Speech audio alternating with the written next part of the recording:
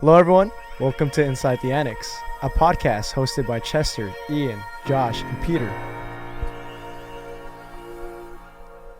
Today, it's not Chester, Ian, Josh, and Peter, but we got a different group of people here. What's your name?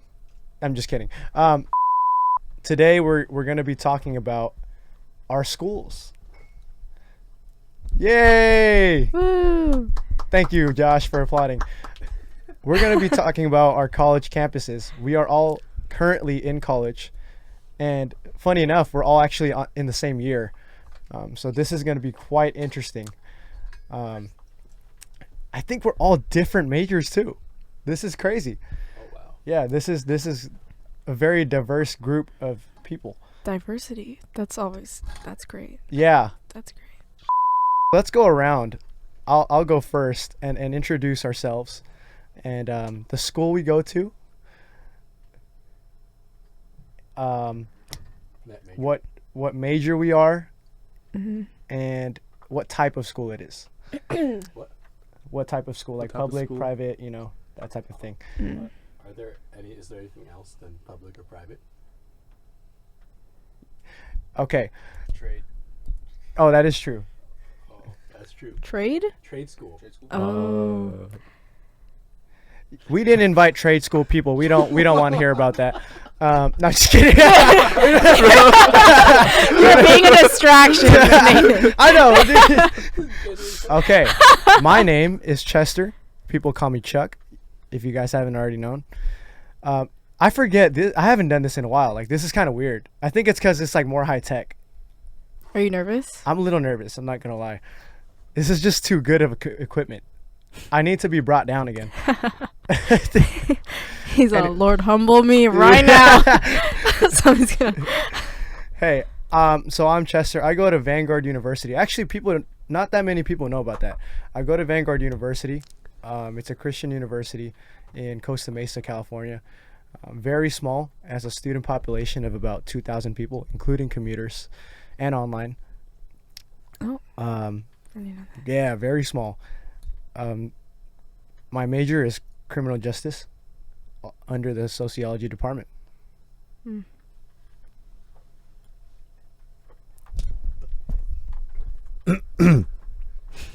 My name is Nathan. I go to UC Irvine. Most of you guys listening have probably actually heard of that school.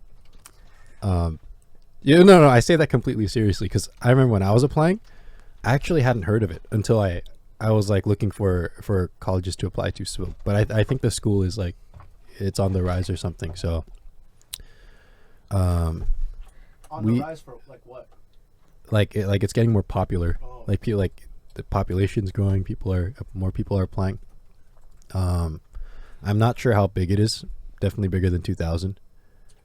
And I am a mechanical engineer under the engineering department. Nice. Cool. Thanks, Nathan. I'm Hope. I'm a journalism major at Biola University in La Mirada, California, which borders between Orange County and LA County. We're kind of straddled. Did I know what Biola was beforehand? No. Did I know what La Mirada was beforehand? No. We are a private Christian university, nonprofit. I don't know what else you want to know. Pretty sure non-denominational as well. Oh, I forgot to actually say that. That's right. So, my school is actually Pentecostal. Actually? No way. Yeah, Assemblies of God.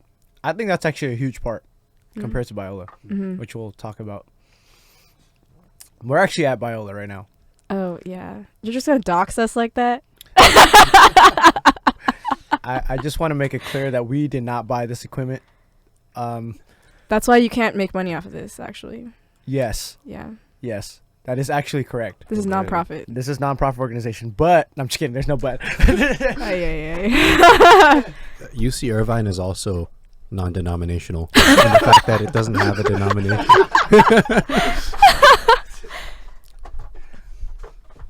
Yeah, so hey guys, I'm David. I'm a finance major at State Fullerton. And our school is public, so yeah, we're also non-denominational. There's no relation between that, but yeah. All right. Now that we've introduced each other, we got me, Nathan, Hope, and David. Yeah, we're going to be talking about college campuses. I think college is an interesting time, as you older people know.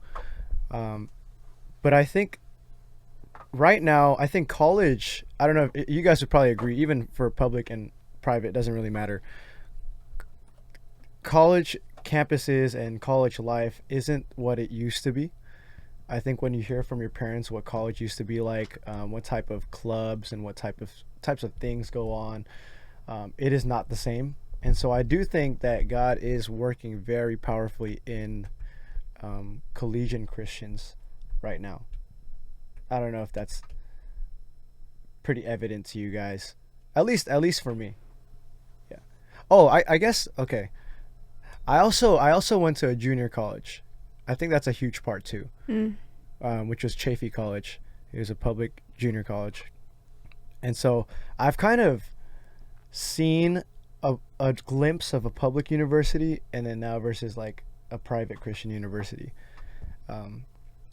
But I wanted to ask you guys, we're all in different campuses, and we all experience different things. What's the student demographic like? I think that's like the first thing you usually notice when you get to a college campus, like what type of people are on there, type of thing.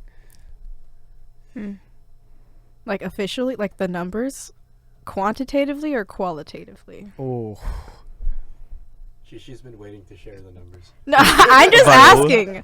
I'm like, Hey, okay, wait, but since you did your research, I actually do want to hear this. oh yeah, okay. Biola University.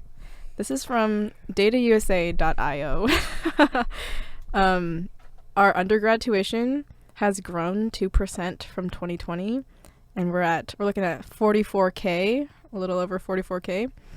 But after financial aid, it's like 29K. That's an average. And student loans, oh, that's interesting. Yes, and as of 2021, we have 5.5K students, including part-time students. And it was just, yeah, I was looking at something else that said like last year's incoming class, freshman class, was like 1,000 students. Oh, wow. Yes, let's see. There's also some, like, if you're looking at like ethnicity, 6% Asian. Whoa, that's actually like huge. Oh. That's actually huge. Like a huge percentage. Oh, For this yeah. area, at Yeah, least. I think when you walk around too, you can just tell. Like there's, Yeah. and if you know where to go, there's so many Asians. Let's see. 41.5% white, 17% Hispanic or Latino. And I actually think, just based on walking around and knowing people, we have a pretty sizable international population. So like, I've met students from, she was from she was from Kazakhstan. I met one from Kazakhstan, and then a lot from South Korea, China actually, because there are missionaries there who send their kids to international school, and then they just go to school here, and then they go back home with their missionary families. What else? Yeah, and just a lot of kids, they call them TKCs, third culture kids, TCKs. Yeah, third culture kids who have lived with their parents who are missionaries, just kind of around. They don't really have like a home country, and it's kind of an interesting experience. So there's a lot of that here. And then just SoCal people, Oregonians. I meet a lot of those for some reason. Yo, what's an Oregonian? What was that? Oregonian? Oregonians. Can you define that? Oh, people from Oregon. Yeah, Is that what you were saying? Yeah. Oh. What did you think I was saying? I had no idea. Oregon. Y'all never been to Oregon? Whoa. We have apparently 36,000 students, which is a crazy number. Wow. And according to this, our undergraduate tuition is 11K, 11.5K. Demographic wise, this thing doesn't have any information, but I can tell you from experience that it's probably maybe just maybe a little bit Asian, more Asian than here. Yeah, we're there's a lot of Chinese people, Korean people. You got a couple Japanese people in there. But yeah, UCI, you guys probably already know, or Irvine in general, very Asian area. So you get a lot of, even like a lot of people that are coming from Asia. So like people that are coming to study here, international students. Also our graduate program, I think, is very international, especially from India and China. You meet a lot of students who are, and also an unexpected one, Iran. Oh. I've met a lot of I think an abnormal number of like students who've been who just, it's like their first year in America. They're just That's like from crazy. Iran. Yeah, dang, 36,000 is crazy. I actually didn't know it was that big. So, yeah. I didn't realize there were so many Indian students, like from India. Yeah. But interesting. Oh. Yeah, so my school is, I'm assuming it's somewhere between 15 to 20K people. Our population is mostly Southeast Asian people and Hispanic people. And the thing about our school, like, since it's so local, right, most of the people who come are like, commuters and people who like live around the OC area. So yeah, it's like it feels homey as a university. Do you commute I from do commute, Fullerton? yeah. I actually haven't been on Fullerton. Actually, no, I have. I've been probably once or twice. But I've only been to the gym. Hey, I respect that. I haven't seen the other campuses or the other side of campus at Fullerton. I guess for Vanguard, it's very, very small. Like 2,000, like I said, 2,000 students. Predominantly white. I don't know the exact percentage, but it's I want to say 90% white, not almost maybe like 93. I think that's what it was, 92 or 93. And then the next percentage I think was Hispanics,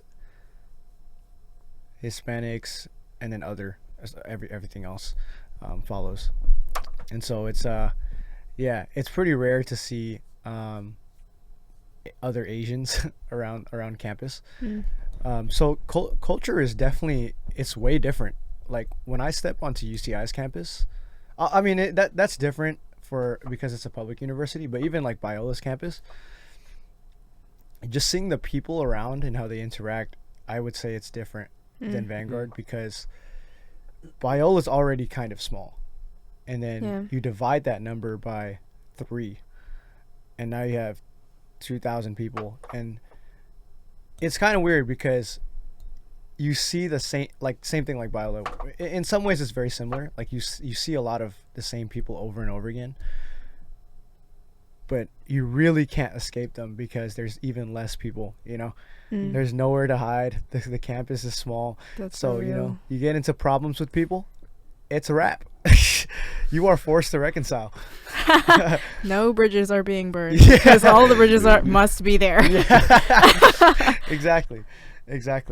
Yeah. So I guess that's the nice part about like a small campus. Like, it is really comfortable to come around. But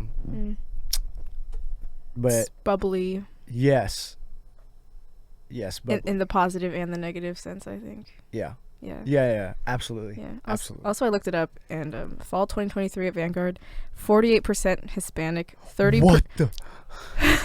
Oh. 48% Hispanic, 30% white, 5% black or African American, 4% Asian. Wait, I actually don't think that's true though. Oh yeah. I don't know if that's true Oh. Hey, you're in the 4%. because right? I see differently. Huh. Interesting. Also, the 4% they have to be. Well, that is from Vanguard's website and not from Oh. like a third party. You know what I I see, mean? I So see. like, So they're trying to like shoot up the numbers. And I'm just kidding. we'll see. We'll see. Actually, There are a lot of Hispanics though, but Mm. maybe there are a lot of commuters that I don't know about. that could be true Yeah. too. Yeah.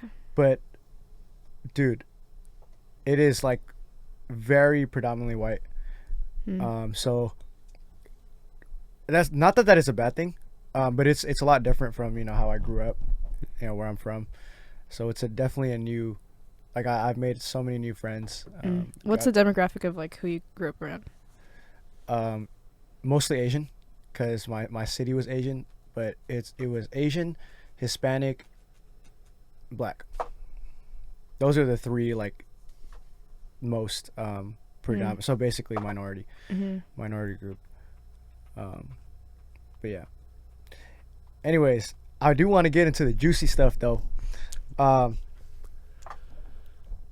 guess we could go around. Don't want to spend too much time on general things because people want to hear how God has been working.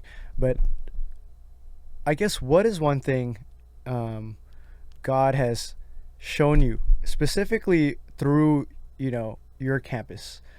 What has one thing that God has been working in you, or maybe something He's revealed to you through simply being on this campus, going to classes, and you could maybe share a little bit about what life looks like here for you.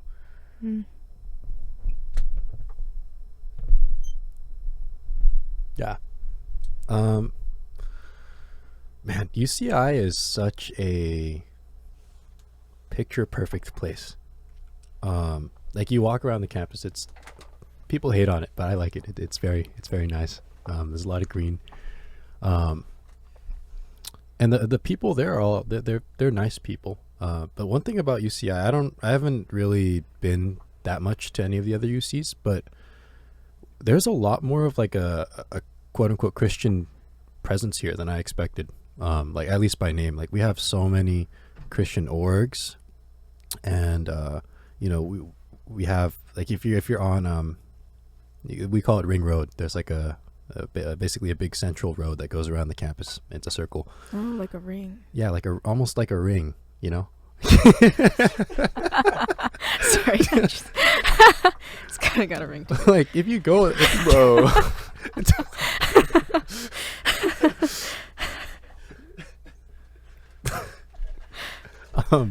if you're on the ring on any given day, you will most definitely there's a very high probability that you will run into somebody or that you will see somebody who claims to be a Christian.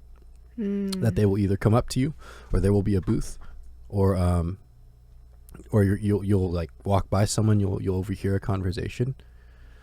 And so in that sense, like the campus doesn't feel like terribly pagan, like I've heard some other campuses that will remain unnamed. But with that comes this challenge. I think it also feels very nominal. The UCI campus is a place where people are either claim to be Christians, and they're Christians by name. That could mean any number of things, or people have been approached by somebody who's claimed to be Christian, and so you have all of these unbelievers that they're so used to being approached by and being in the presence of people who call themselves Christian, and so they're very cold contact evangelism is very difficult on a campus like UCI because people are just so they know how to respond when you come up to them and you say, "Hey, have you heard the gospel before?" Yes, they have.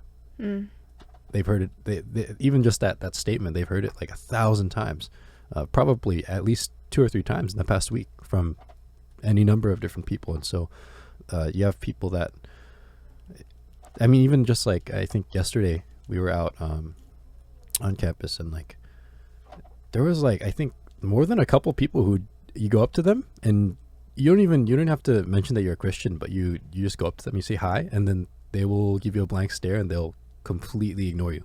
They'll just blindside you and just keep walking. Or like sometimes they'll even be sitting and you go up to them and like you're just like standing there, you're like hi, and they just their heads down and like they just keep sitting there. They just like ignore you.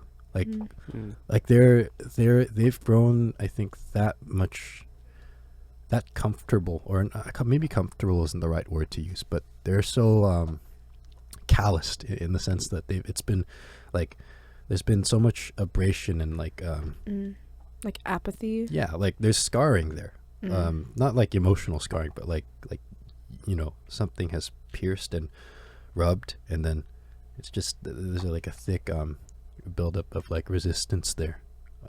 It doesn't help that I think UCI there's also like a very big cult presence on campus, and so I mean even like of all the groups that are out there proselytizing, I think the largest percentage of them are probably cults. If you take it any way, you know, any way you cut the pie, it's like by time, by number of people they have out there. Yeah, and so yeah, it's a very interesting campus, even just to, you know, you have classes there as a Christian. Yeah. Yeah, for me, our school is basically, we call it like high school 2.0 because like the campus is dead. Like once class is over, everyone usually like goes home. I think similar to Nathan, there's a huge cult presence at Fullerton. These people like they claim to like know God, right? And it's like sad because you hear like what they're preaching, right? One group I encountered was like, oh yeah, I want to hear about this thing called Mother God. And I'm like, bro, what are you guys trying to preach? This is like, this ain't the gospel. And like there's this other group that's just they talk about like their fellowship, and what I heard from people is like they invite you to like a fellowship and they encourage you like to leave behind your school, your family, to join their cause. And I'm like, this sounds so sad. Like Christianity gets such a bad rap at our school, and I think us being commuters, like there's not really that good theological presence at school, so like it's hard to actually like find a group that is solid. Yeah, that sucks. Because at Berean, like, there's a huge talk about these cults. I mean, the college ministry is so big over there, and so cults are like a huge deal because there's a good amount of UCI people at Berean. And you're doing outreach at Berean. Like, how's that affected you? Like how you guys approach outreach and EVing, you know, and the heart behind it, you know, like I couldn't imagine, because I haven't really dealt with cults. Like even at a junior college, we didn't have cults, you know? Yeah, I mean, college is such an interesting time. It is for us as we, you know, share the gospel with like students, because it's kind of a stage of life where you have people that are, for the first time, they're willing to consider new things that are new to them. Like they're very open to things. Like sometimes we'll go like with the rest of the church, we'll go out somewhere that's not a college campus, and it is admittedly like much more difficult to share the gospel in those places, and at least from my experience, in my opinion, because people are so set in their ways. They've been living like this for 20-30 years. They have a family, right? Like, but college, you have like students that are open, at least more open than they'll be in 20 years, and that's a good thing for the gospel, but that's also a good thing for cults, right? And so you have a lot of these cults, like their main kind of a source of people is college students. That's why they're so active on a lot of these college campuses. Like this is kind of a very it's their target audience is people who are open and susceptible. And one thing that you know, I think initially, because this is, I think, a very not very new thing, but it's pretty new. Like I definitely don't remember at the beginning of my freshman year, like seeing so many cults around. I don't know if this is just me. I don't know if they've been around, but it's been like at any by any metric, it's been growing at the very least. Like the presence that they have on campus, and so at first it's like it's a buzzword, you know. Oh, I ran to a cult yesterday. Oh, there's this cult over there, and this cult is preaching this false gospel, or they're telling people this, or they're making their people do this, and it's not really a fear, but it's like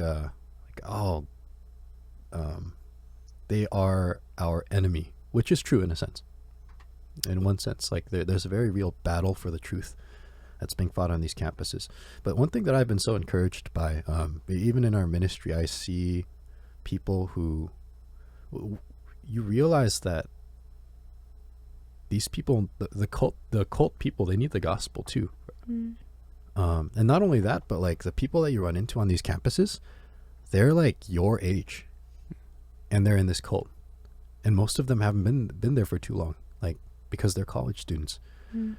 And so it's just this, it's such an interesting like environment, because on one hand, yeah, they're luring people, and they're trapping people with whatever false gospel they're preaching. But on the other hand, you have a prime opportunity here to share the gospel with somebody who desperately needs it, right?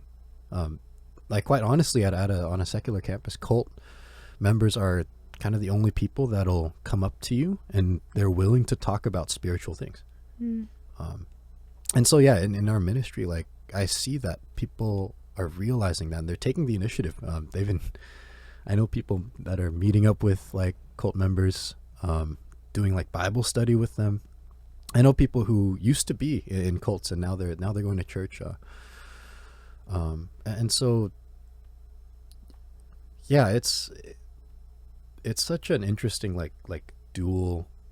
It's kind of a double-headed serpent, you know, in that respect. But it's an opportunity, I think.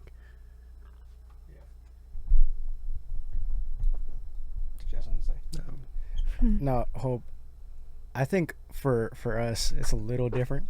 Just a little bit. Just a little bit. Yeah. I think I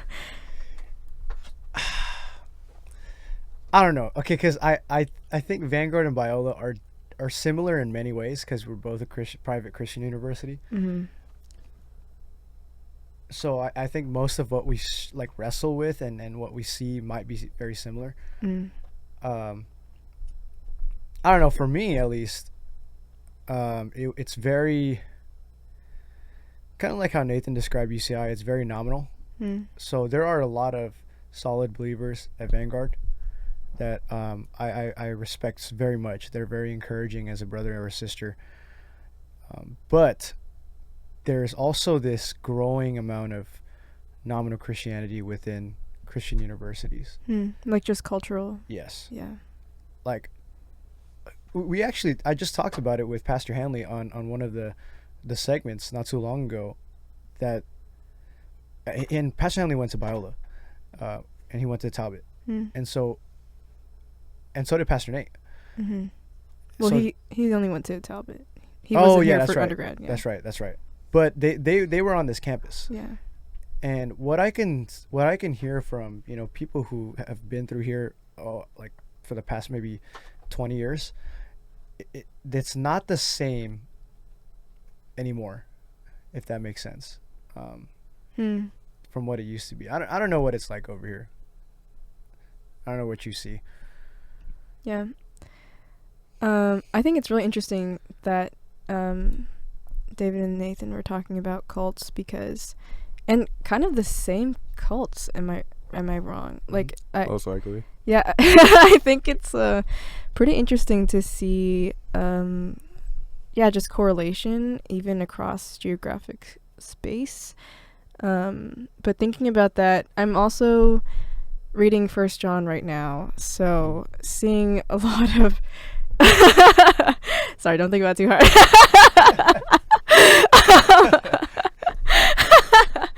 It's partially for school, okay? Whoa. It's very coincidental. Oh boy. Well, anyway, First John talks a lot about the spirit of Antichrist, spirit of error versus spirit of truth. A lot of kind of who's your daddy? Like, are you of God? Are you from God? Or are you not? Like, I don't know if I would phrase the question. You know, I don't know if I meant it in that way. I will say, though, that in Tory right now... Private school kids. Whoa! He takes the mic just to talk about private school kids. How many chapels have you been to? You want to quantify my faith right now in chapels? I will say, though, this is very off topic, but... Okay. Chapel yesterday morning, our lead pastor at Vanguard... Wait, you have a lead pastor? Yeah, we have a university pastor at our school. And he pulled up in a Captain America suit. Oh. Yeah. That was pretty good, actually.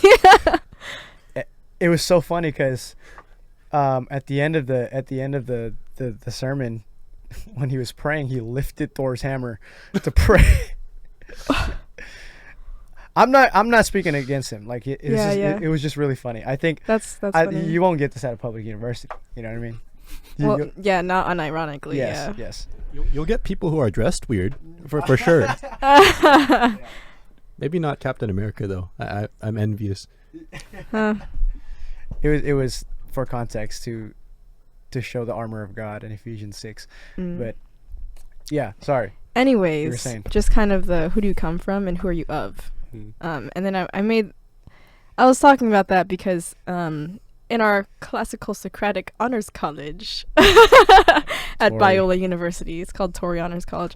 Basically, you just read books, talk about it's like inductive Bible study, but like it's not just the Bible. You're reading like Homer and Aristotle and Jane Eyre and Plato, all this stuff. This semester we're talking about. Oh, we also read Darwin this semester. So a lot of like you're going to carry on the traits of your parents, of like the first progenitors, like the traits and inheritance and all this stuff, which is like very biological, but I think it really does carry into what it looks like to be a child of God.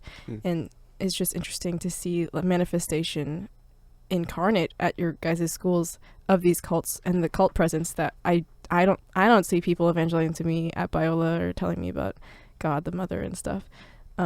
So that's just, I think, really sobering, and it also just makes me really grateful for what I do have at Biola.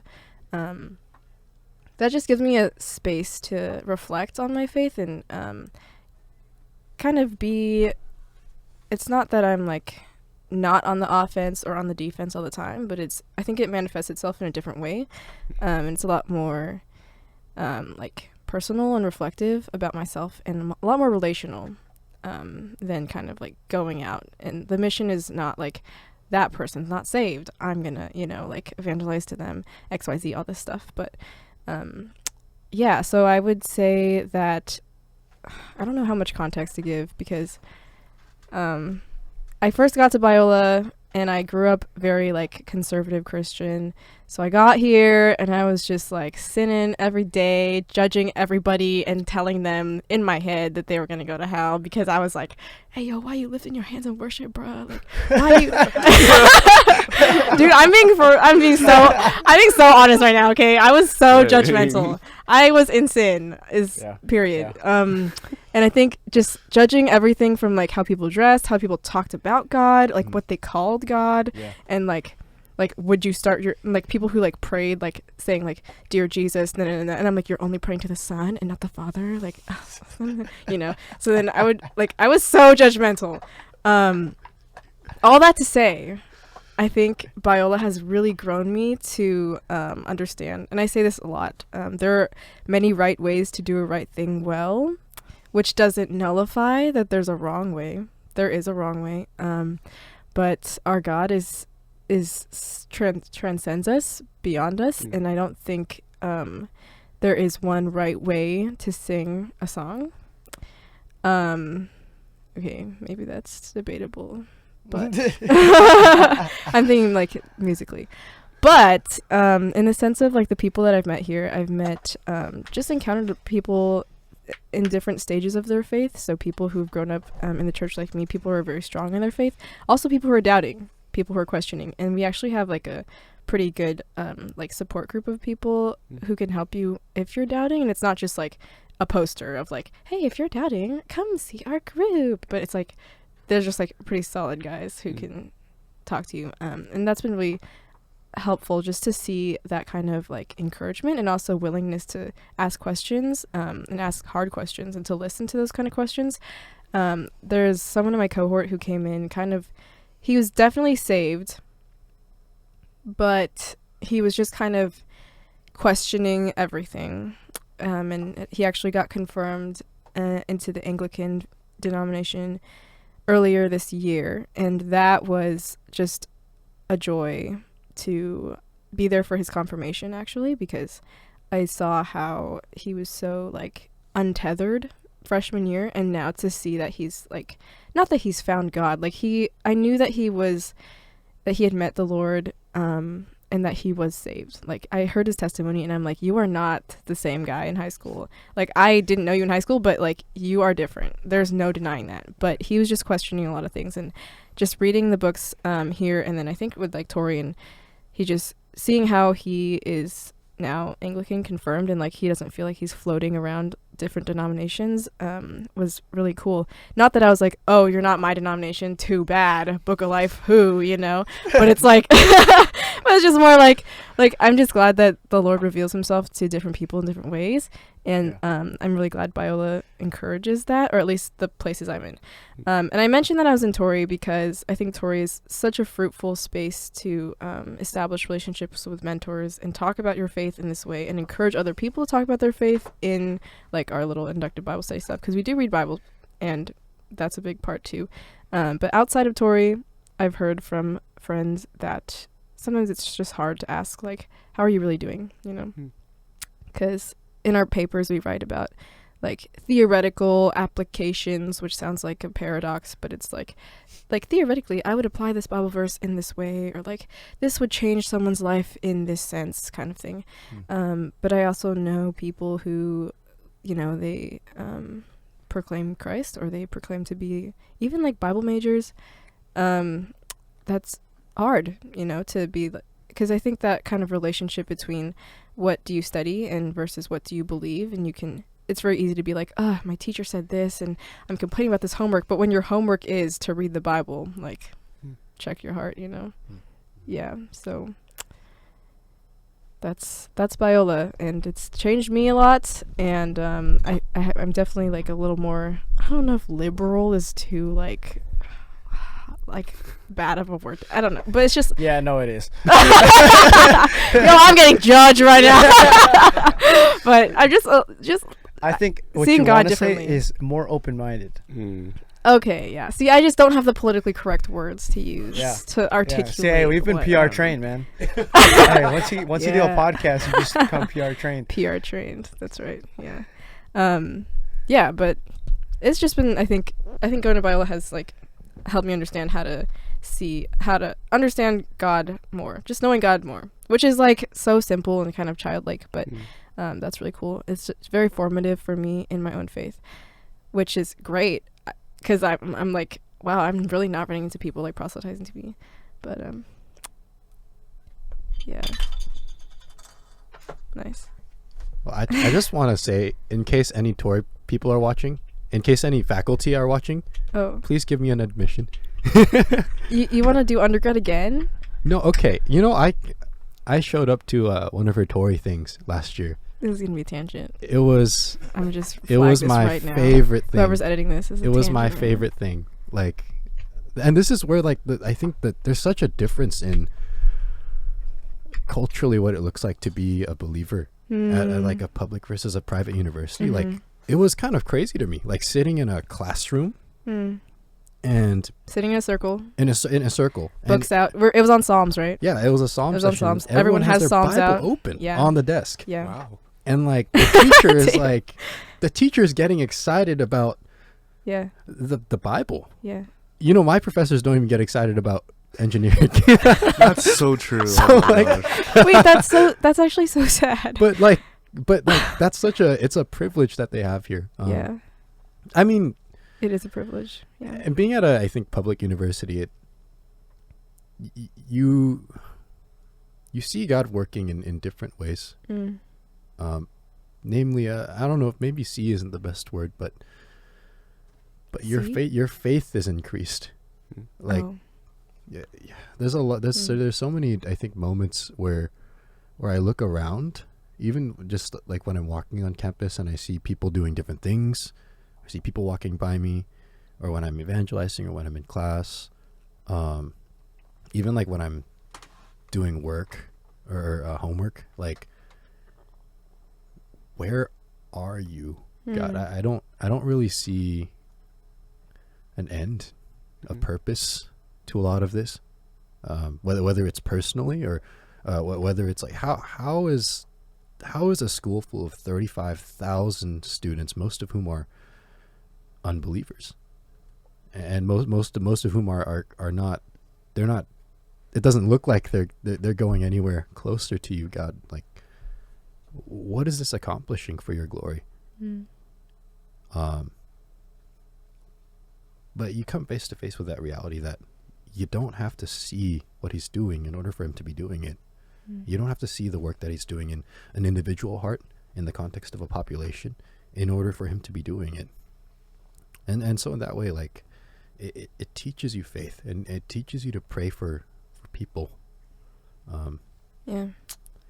That's why I'm kind of slow to say that we're in a place where it's vastly different, because I think at the end of it all, it's just really similar. Like, at Biola, I think I'm just seeing my own faith increase and other people's, and that faith without sight you're talking about, like, that's the root of it all. Just seeing, and kind of in this, like, there are people on campus who I'm like, I don't know if you're saved. And it's like, well, you know everything, pretty sure you've heard the gospel in the past 3 years.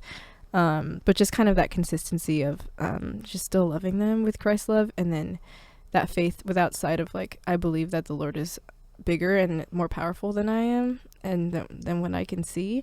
And also just knowing, like, we're just in college, and so like, at least what the world's told us is that we'll live for a little while longer, until we're like, 70 something. We'll see a couple more snowfalls. So in that time after college, like, who knows? Like, their heart can be changed, and God can work in many different ways. It just, I think, manifests itself differently in each of our schools. Yeah.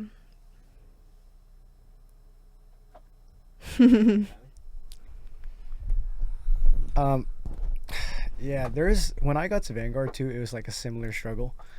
I also grew up in a conservative Christian home, conservative Christian church, but there was this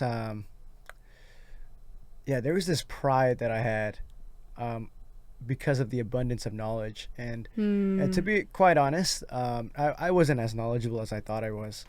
That's true. Or, sorry, not about you, but sorry. Man, nah, dude. these Tory kids, bro. I'm No, I'm just kidding. Yeah, because you're like, I know. What? Yeah, no, it was. I mean, I came in as this, like, really this dogmatic Calvinist, and, like, and again, this is a Pentecostal school, and so actually, like, that plays a huge part. Like, Biola is non-denom. Yeah. So that in itself changes a lot about how people view Vanguard coming in. At least it changed me. Like, expectations Yeah. wise. Yeah. Gotcha. And the one thing about Vanguard that I really appreciate, although that they're Pentecostal, I'm not the same denomination as they are, is they don't force that belief that the Pentecostals hold onto other people. The student demographic of Vanguard is actually pretty diverse. There's a lot of, Reform, not a lot, but Orthodox. There's Oh, wait, really? yeah, there's a lot of Orthodox people. Like Eastern Orthodox, like, Yeah, that's crazy. yeah. Yeah, there's There's- some here too. yeah. but- There's Catholics here. Yeah. There's I mean, of course, there's non-believers that somehow got in. somehow. There's the athletes who So where'd are they just come here. Okay, I only say that because we need to submit a testimony of how we got saved. Oh, for is that real? that's Yeah. part of your application? Yeah. right? Is that because that's the application for us? Like, yeah, that's how a part of our application too. Okay. Yeah. Yeah. So even if you're an athlete on a scholarship, you have to submit that. Right. Yeah. And so I don't know how they got, like, if they don't believe in this, And they just type something up. Exactly. And Chat GPT. You know. Dude, that's weird. You're like asking AI to talk about faith. Yeah, and somehow they have more. Actually, I'm not gonna. Okay. But it's weird because. Yeah, we have very different beliefs, but they don't force it upon the students, and that's something I actually do appreciate. It allows people who come in to, they have this opportunity to go read the Bible themselves. Like, it's not like, and I'm gonna call out the Masters University. They're very reformed, like very reformed. And again, like I agree, like I love the Masters. You know, like I would go there if I wanted to, but. It is different because the Masters, they hold a certain view. They hold a certain reform view of the Bible. At Vanguard, it's much more open to where, hey, you should probably read it for yourself in that way. Like, they don't force anything upon you. Even the professors are diverse, you know. And there's there's reform professors. There's even some speakers that came through were pretty good, and then there's like the charismatic side, and then there's like, you know, the Presbyterian side, and just like all of these like people just mixed together at a Pentecostal school, but it doesn't feel like a Pentecostal school. I think the only times where it does feel like a Pentecostal school are when Vanguard holds their own events held by the pastors. The university pastors, which in this case they're all Pentecostal. And so when I came in, I was like very against it, to the point where I'm like, dude, I'm just gonna call these people out, you know, kind of like J-Mac, charismatic chaos. I was just gonna go full on, like, no, like this, we can't have this. Wow. Like we can't, like, we are leading people astray in this country with this charismatic movement In this country.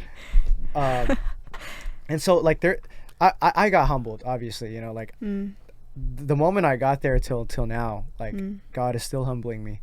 Yeah. And there was this weird balance. It's yes, that you must hold on to your convictions and the truth of what the Word of God says, but then there's also this push, like there's this urgency that you have to share the gospel with nominal Christians or people who are led astray by certain doctrines, you know. And there is a growing amount, just like a public university, UCI, Fullerton, like there is a huge amount of nominal Christians. And it's so sad because we have the privilege of going to chapel 3 times a week. And public universities don't have that. But we have the Bible, we have chapels, we got Christian professors, we got Bible classes, you know, like we have all of this, these resources right in front of us pointing towards the gospel. And yet it seems like there's more non-Christians in a Christian university than the average school in America. And so at first my intuition was to just judge them and just call them out with, you know, hellfire and brimstone. But again, you look in the mirror and God exposes a lot about you, a lot about your pride. It's like you almost forgot that you were saved by grace, not by your own works. It's like you almost forgot about that, you know. But it's still that struggle to, hey, like, when should I push, or when should I, you know, maybe just not push this nominal Christian so far, or like, what do I say in this situation, you know? It's almost that, like, we're still testing the spirits, right? And we're you know, still seeing like who is of God and who's not.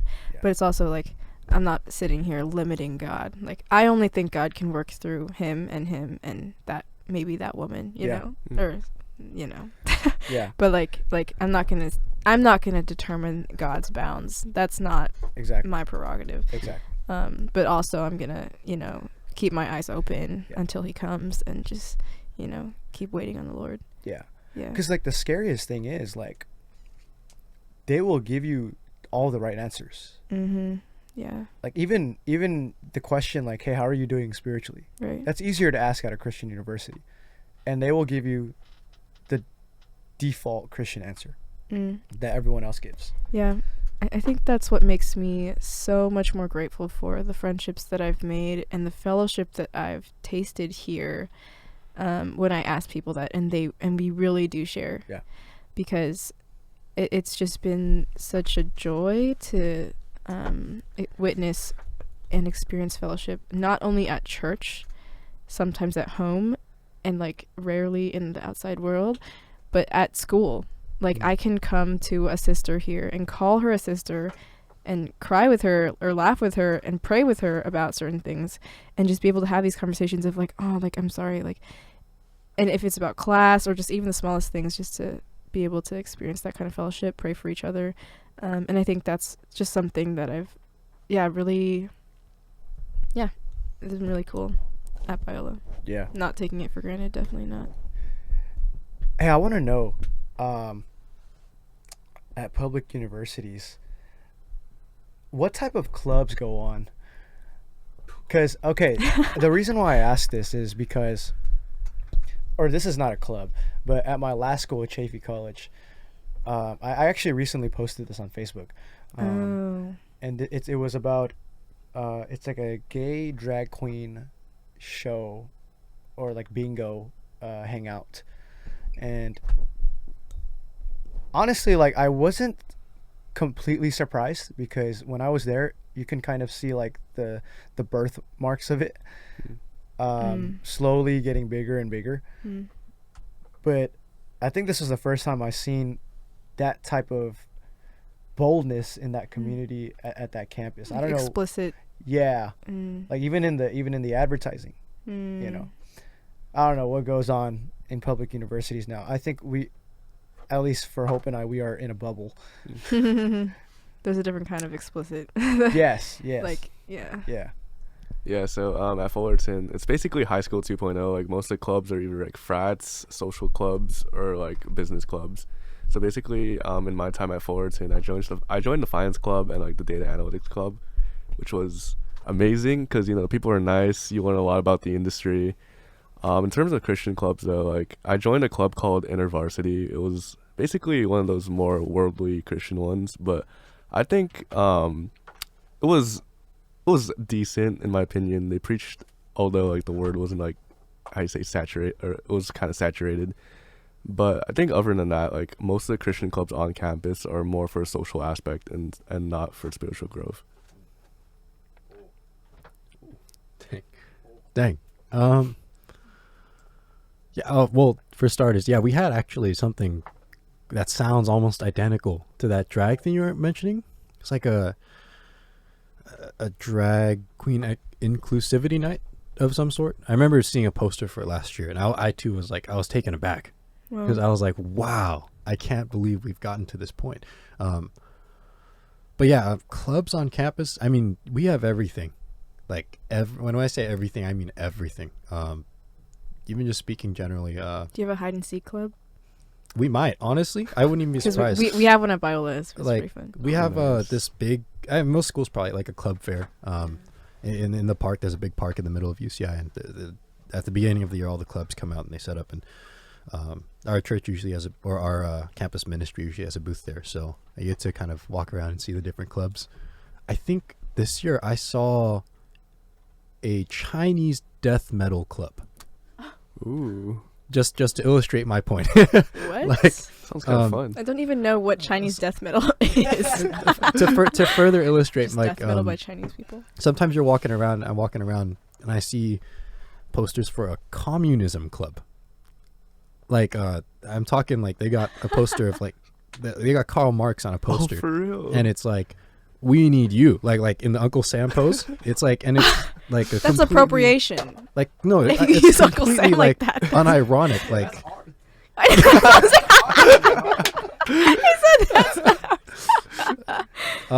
one interesting kind of trend. I don't know if you've noticed this too, David. I noticed a lot of like clubs like for women. So like yeah, no, there's like a I forget exactly what it's called. There's like a women in engineering or women in business or women in this. So there's a lot of like, I feel like, I don't know if that's a increasing trend or if those have always been there. I feel like I see them a lot more these days though. It would make sense. It's for it to all be it's all on increased. my campus too. Yeah. In terms of Christian clubs, we have, I mean, most of the big ones. We have InterVarsity. We have soon. We have KCM. Yeah, AA, AACF. There's most of like the local churches usually have an organization. So we have one called Searchlight. Wednesdays 8 p.m. SSH 100. Shameless. Yeah, that's right. For gospel, that's right. Unashamed. Amen. Appropriating Paul. A church close to us. Are you paying us?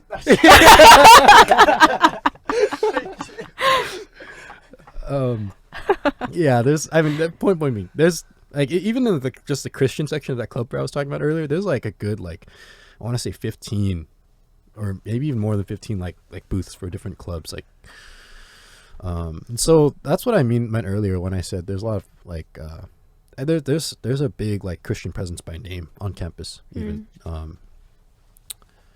Yeah, you get all sorts of things. It's crazy. Are there other like religious clubs too? Like we have Catholics on campus. We have I'm pretty sure there's like a Judaism club. There's like there's an Islam related club. I mean more like how there's not just one Christian club but a multiplicity of them. So kind of in the same vein, are there like multiple Islam, like Muslim clubs, or like more like Church of Latter-day Saints or something? No, I think for most other religions that aren't Christianity, it's usually just one. Like yeah, by far, like Christianity has like so many different ones associated with it. I didn't realize that the presence was there at UCI. At least by name, it's yeah, there. Yeah, which is kind of interesting. Yeah, that's crazy. Yeah.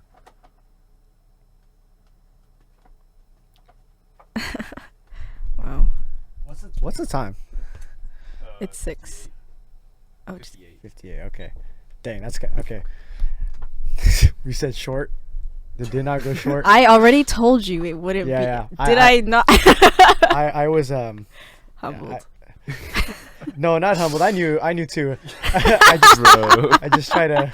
We call that being in Egypt. Yo. Take us back. Because he's in denial. Oh my. So now we know who's not getting invited back. Not just kidding. Whoa. Or more like, I should just not have my own mic next time. I'll just Your subtitles only. There's just so much to talk about our campuses, how God has been so gracious towards us and towards our own campus. Yeah, I know. I think first of all, I do want to say this. This is from the eyes of just one person that goes to this campus. That's so true. this is just from my eyes. Doesn't necessarily mean that is exactly what Vanguard is. And it goes the same for, UCI Fullerton and Biola. There's other people that go to Biola. There's other people that go to Fullerton and UCI, and they might have different views. They might have different things to say. But we do serve the same God. Mm-hmm. There is one goal. There's the same. We have the same faith, same baptism, same Lord.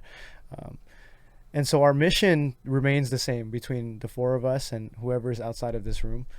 I do want to make that clear. I think a lot of older people, especially from FCBC, have been asking, what is college like? Because obviously times have changed. And I think that there's a need to kind of speak upon this topic. Not that there's no positive things to say, but the world is not getting more godly. If we're being really honest, even within a Christian university, I think all believers around the world, we need to wake up, and I think collegians in particular, we need to wake up. yeah, so that's I guess that's my conclusion. I don't know if you guys have anything else to say before we close off in prayer. I was just thinking, like, if you're listening and you're trying to decide what college to attend, and you're like, wow, just from this 4 samplings of colleges, like, I don't know, man, like, what's the right answer? Should I go to a public school or a private Christian? You know, like, I think for me, I didn't want to go here. It was like kicking and screaming. I didn't want to go here. So I think just that and the proof that I am here now, it really is the Lord will lead you wherever, and he can use you wherever. He's not limited by whether your school is filled with Christians or not, whether your school is filled with nominal or real believers or not. And he can use anything, and he will use you because he is greater, period. That's it. Amen. No, I agree. Like, I definitely didn't, I wasn't a believer when I got to UCI. I didn't come here looking for church. I didn't come here looking for God. And yet, Here you are. yeah. I mean, yeah, God works in so many different ways. Yeah. Whether private or public or trade. You're so inclusive right now. Pat on the There's back verses right in Deuteronomy. Luke, if you're watching this, you remember that verse in Deuteronomy about building a parapet on top of your house?